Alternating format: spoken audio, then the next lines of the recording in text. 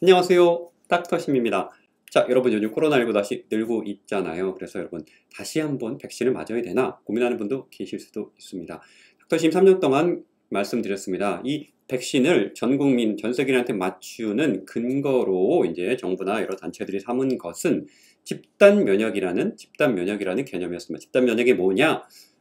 내가 백신을 맞고 내 친구들이 백신을 맞으면 내 주위에 백신 안 맞은 사람이 있어도 뭐 안 걸린다, 병이 보호가 된다, 전염이 안 된다, 이 논리거든요. 그래서 젊고 건강한 사람도 다 맞으라, 이렇게 이제 권유를 한 거죠.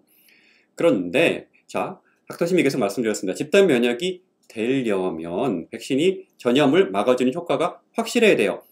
확실하다는 게 어느 정도 효과냐? 뭐 최소 50% 이상은 돼야 되고 뭐 80%, 90% 되면 좋겠죠. 네. 그렇게 해서 전염, 중증화 방지가 아니고 전염을 막아주는 효과가 확실히 있어야 됩니다. 두 번째, 또 바이러스 자체 특성이 있어야 됩니다. 바이러스 자체 특성이 변이가 잘 일어나지 않아야 됩니다. 그런 두 가지 요건이 충족이 되면은 집단 면역이 될 수가 있습니다. 역사상 집단 면역이라는 개념으로 우리 인류로부터 근데 바이러스를 완전히 몰아내버린 케이스는 딱 하나밖에 없습니다. 뭐 스몰팍스 천연두 있잖아요. 그런데 이거를 기준으로, 이거를 근거로 해서 이제 집단 면역의 개념이 생겨난 건데 이게 상당히 굉장히 오류가 있습니다. 왜냐? 스몰팍스는 천연두라는 병은 RNA 바이러스가 아니고 DNA 바이러스예요. 이게 뭐냐? 변이가 잘 안 일어나. 걔는 원래 그렇기 때문에 이제 집단 면역이 가능을 한 거였습니다. 그리고 변이가 잘 안 일어나기 때문에 뭐냐? 백신의 효과가 꽤 높았다. 80%, 90% 이상 있었다는 얘기죠. 무슨 효과? 전염을 막아주는 효과. 병의 발병 자체를 막아주는 효과입니다. 중증화를 막아주는 게 아니고 병의 발병 자체를 막아주는 뭐 이런 효과가 꽤 있었다는 얘기예요.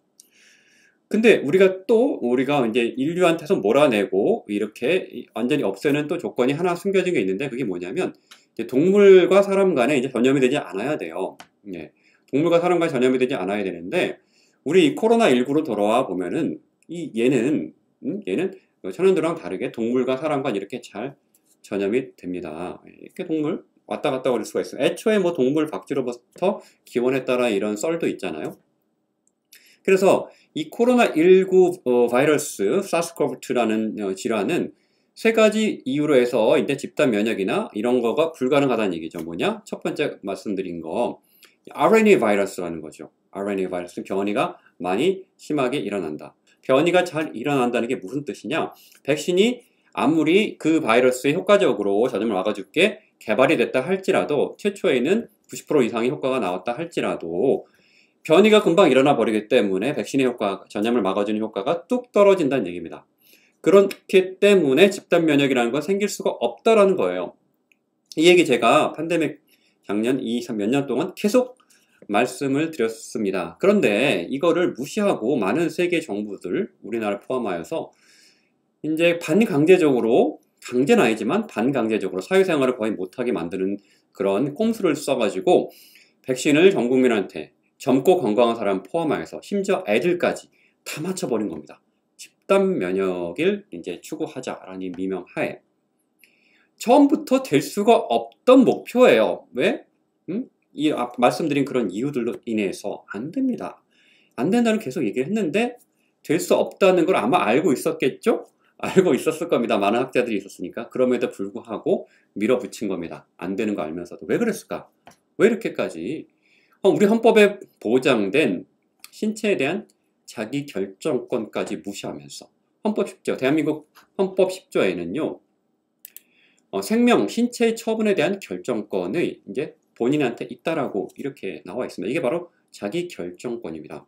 이걸 무시하면서까지 이제 공공의 이득이 더 높다, 백신을 맞추는 게 이렇게 주장을 했습니다. 그 가장 핵심 주장이 뭐야? 집단 면역.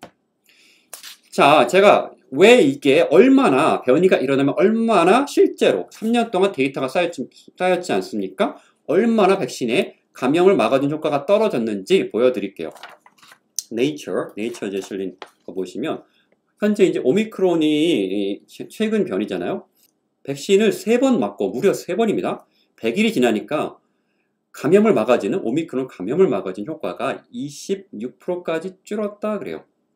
4번을 맞으면 조금 올라가 35% 정도.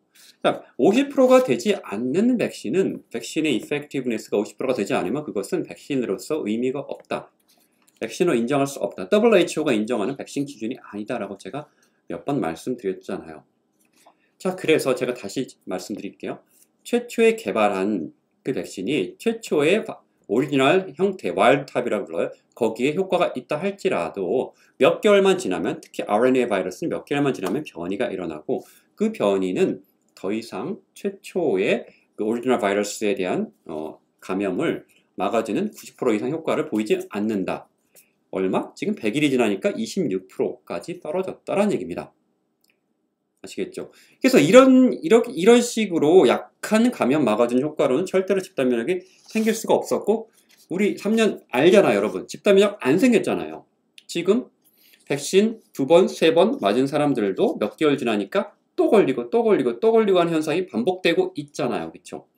그러면 여러분 두 번째, 한 번 감염이 된 사람은 다시 코로나19에 걸리지 않을 것인가? 그것도 이제 최근 몇 년 동안 데이터가 쌓였어요. 데이터가 어떻게 나와 있느냐? 기존의 다른 알파, 베타, 델타 이런 코로나 변이 중에 감염이 한 번 됐다고 하여도 오미크론이 이제 새로운 변이잖아요. 여기에 걸리니까 감염이 56% 정도만 막아주더라. 아까 백신보다는 조금 나은 것 같아요, 효과가. 그렇긴 하지만 여전히 다시 걸릴 수 있다는 얘기입니다. 호흡기를 통해 들어온 RNA 바이러스는 백신이건 뭐 한 번 걸린 사람이 으로 인한 항체 보호건 간에 그 보호 효과가 얼마 가지 않고 그 보호 효과가 불완전하다는 얘기입니다. 절대로 집단 면역이라는 건 이런 바이러스 종류에서는 달성할 수가 없다는 것입니다. 누구나 과거 논문들로 다 유출을 할 수 있습니다. 집단 면역이 안 된다고 알고 있었어요. 그러니까 애초에 그런 정책, 전 국민 다 맞추는, 젊은 사람까지 맞추는 정책은 해서는 안 되는 정책이었습니다. 닥터 심이 정책 결정권자라면 절대로 그렇게 하지 않아요. 당연히 가장 취약계층인 80 이상의 노인, 적어도 아무리 많이 맞춘다 그래도 50대 이상의 사람만 맞춰야 되는 거야, 백신은요. 당연히 그렇게 해야 되는 거고, 젊은 애들은 절대로 맞추면 안 되는 거예요. 왜? 아직 검증이 덜 됐기 때문에. 지금 실제로 이 백신이란 여러 가지 많은 부작용 사례들이 이제 몇 년 데이터가 쌓여서 나오고 있잖아요. 그렇기 때문에 백신으로 할 수 있는 거에 한계를 명확히 규정해야 됩니다. 이것이 만능이 아니에요. 다른 방법을 찾아야 돼요. 그거는 딱 그 노인들, 취약계층, 그 사람들만 취사 선택해서, 그것도 본인의 신체에 대한 자기 결정을 해서 스스로 선택할 수 있게 만들어야 됩니다. 반강제라면 안 되는 겁니다. 제가 정책 결정권자라면 절대로 그렇게 하지 않아요. 대신에 어떻게 하느냐? 적절한 치료제를 빨리 찾았겠죠. 적절한 치료제를 약물 재창 치료를 통해서 여러 가지를 시도를 했을 겁니다. 그렇게 하는 게 옳은 길입니다. 평가는 여러분한테 맡기겠습니다.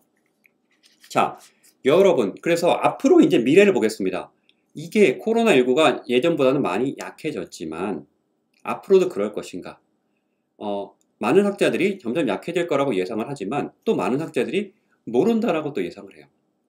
그러니까 현재는 약해졌지만 앞으로는 더 심하게 엄청나게 센 변이종이 나타날 수도 있다는 얘기입니다. 자, 그런 변이종이 나타났을 경우에 현재 개발된 백신들로 효과가 있을 것인가? 제가 다른 예를 좀 들어볼게요. 인플루엔자, 독감 백신의 경우에 여러분 2009년도에 신종플루 한번 유행한 적 있잖아요. 스와인플루라고 해서. 그때 그 전에 독감 백신을 계속 매년 맞아왔잖아요. 그 사람들이 걸렸을까요? 안 걸렸을까요? 당연히 걸렸습니다. CDC에서도 뭐라고 얘기를 합니까? 기존의 시즈널 백신으로는 스와인플루 2009년 그 독감 백신의 효과가 없었다라고 이렇게 딱 나와 있습니다. 이것이 코로나19에 똑같이 적용이 돼요. 지금 현재 개발된 백신, 아무리 최신 백신이라도 마찬가지입니다. 그걸 아무리 맞아서, 매년 아무리 맞아도 갑자기 새로운 변이가 확 대변이라고 부르죠. 이게 일어나면은 기존 백신은 완전히 무용지물이 되고 지금처럼 또 다른 전 세계적인 팬데믹이 다시 일어나는 겁니다. 언제가 될지는 몰라요. 언제가 될지는 모르지만 다시 분명히 지금만큼 팬데믹이 생길 거고요. 그때 팬데믹은 분명히 증상도 꽤 심하게 나올 겁니다. 마지막으로 이제 백신이 WHO에서 얼마나 과신하고 있는지 보여드릴게요. 백신이 효과가 아예 없다고 말씀드리고 있는 게 아니고요. 그 한계가 분명하다라는 것을 말씀을 드리고 있는 겁니다. 자, 라비에스라고 해서 이게 뭐냐면 우리 광견병입니다. 광견병에 대해서 WHO에서는 이 백신을 맞기만 하면 100% 예방이 된다라고 이렇게 홍보를 하고 있습니다. 홍보를 하고 있어요. 100%. 그런데 여러분 이상하지 않아요? 광견병 바이러스도 RNA 바이러스예요. 비록 그 수가 그렇게 많이 걸리는 병은 아니지만 RNA 바이러스인데 과연 변이가 없을까? 찾아봤습니다. 닥터심이.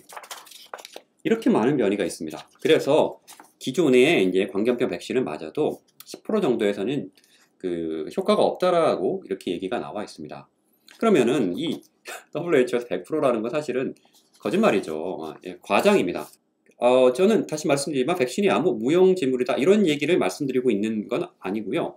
지금 전 세계에서 코로나19, 독감, 그 다음에 뭐 광견병 여러 가지 우리 바이러스에 대해서 백신을 너무 과신하고 있다.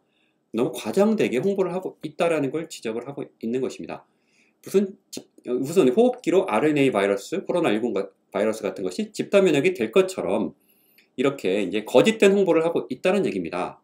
아니에요. 처음부터 아니라는 거 알고 있었습니다. 여러 가지 이제 모든 사람들이 많은 학자들이 알고 있었습니다. 다만 그 당시에 많은 대학 교수들이 마치 집단 면역이 될 것처럼 이렇게 홍보를 했죠. 그럼 저 같은 닥터심 일개 동네 병원 의사가 아무리 집단 면역은 될 수 없다라고 얘기를 해봐도 안 먹히는 거예요. 권유의 호소가 먼저 들어가기 때문에. 여러분 지금 3, 4년 지나서 어떻게 됐습니까? 제 말이 맞았죠. 집단 면역이 안 되는 게 맞았습니다. 아무리 권위 있는 대학 교수가 말한다고 하더라도 거짓을 진실로 이렇게 만들어서 버릴 수는 없습니다. 결국은 드러나게 돼 있어요. 그렇죠?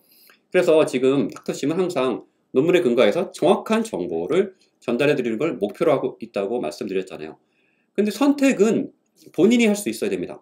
본인이 나는 백신을 맞고 싶다. 내가 설사 감염을 막아준 효과가 미미하고 중증을 막아준 효과가 조금 있지만 어쨌든 미미하고 뭐 집단 면역이 안 되고 뭐 혹시 부작용이 생길 수가 있고 그런 모든 위험성과 뭐 그런 걸 감수하고서라도 나는 맞겠다.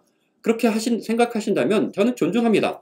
그게 근데 생각보다 정확한 정보를 제공하는 사람들이 많지 않다는 겁니다. 정확한 정보를 제공을 하는 것이 이제 의사의 의무죠, 사실은. 닥터심이었습니다. 닥터심.